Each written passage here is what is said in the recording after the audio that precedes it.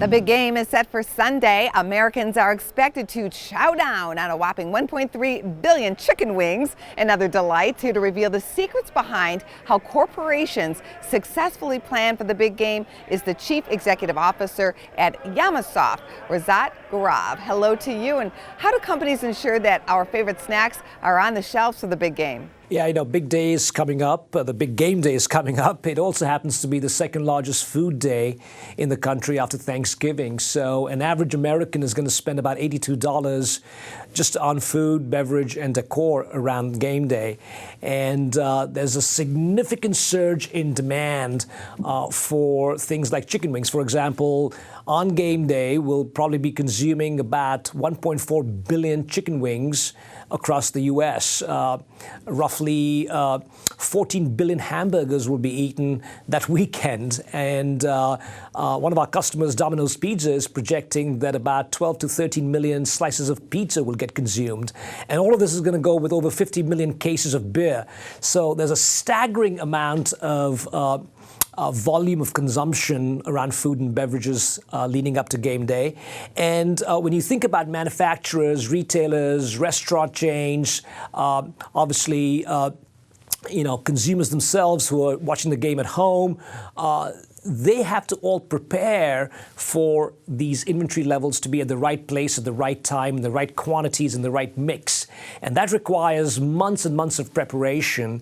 And that's where data and AI technologies are really helping companies make decisions that lead to the right inventory being at the right place at the right time. U.S. companies are likely to spend $40 billion on supply chain technology, including artificial intelligence. Can you give us an example of how AI is being used by major brands? Hundreds of decisions to be made, but it starts with making more accurate predictions.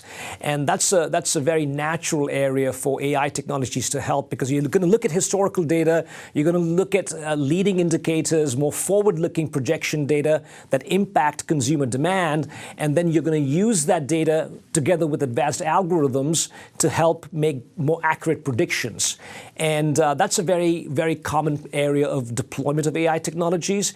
And then with those common predictions in place, or whether those more accurate predictions in place, then companies then need to make decisions on what inventory levels to carry. Why is it so important for companies to be able to accurately predict how many snacks they need? The stakes are high because the volumes and the numbers are big, and if you don't get it right, you could have big problems, because if you overstock, you can have a lot of waste.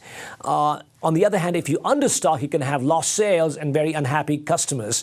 So getting it right involves a lot of mathematical modeling on getting the right amount of inventory. The optimality is what everyone is striving for. And again, that's where AI technologies are really helping you get the right inventory levels established. And then once the right inventory levels are established, you've got to go through your planning processes to figure out what to source, what to make, in what quantities to make, and then how to distribute all of this, these food and beverage items across your supply chain so it's at the right place. So all of those decisions are being enabled by AI, and we're working with manufacturers and retailers around the country in helping with that. Do you feel like you're ahead of the curve with this technology? There are various companies that have in-house capabilities. There are other companies that are doing this. We're clearly one of the pioneers in this space, and probably are leveraging some of the most advanced technologies in conjunction with a lot of the research that we invest in our R&D structure